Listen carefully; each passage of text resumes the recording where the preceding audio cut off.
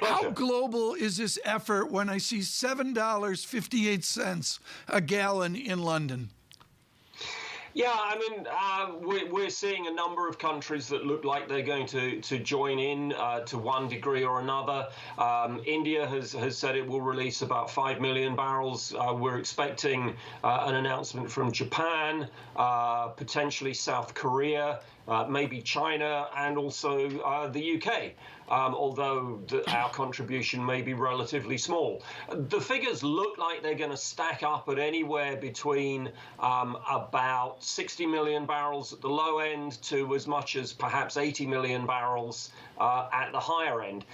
No real clarity at the moment what sort of time scale that will be, that release will cover. Clearly, you know, if it's done over a single month, then you know we're looking at something that is significantly bigger than the countries than the US was asking for from OPEC, for example. But even at its smallest, it's in line with what they were asking OPEC to do.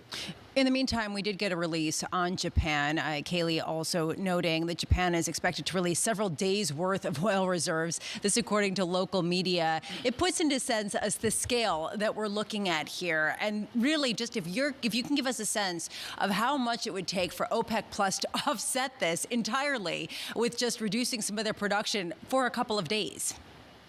Yeah, well, you know, I don't think OPEC or OPEC Plus is going to reduce its production. What it might well consider doing is delaying the increase that is currently scheduled for January. I think December's increase, which was agreed at the beginning of this month, is pretty much locked in. Sales have been made against those loading programs. That's unlikely to change. But they may decide to delay the January increase, perhaps even the February increase. And that would take, you know, if you take 400,000 barrels a day of potential increase off the market for a month, you know, you're getting up to 12 million barrels. So you've got to do that for 2 or 3 months, really, to eat into all of this strategic supply release. Julian, how much daylight is there between what OPEC Plus thinks is an appropriate price for a barrel of crude and what President Biden thinks is an appropriate price for a barrel of crude?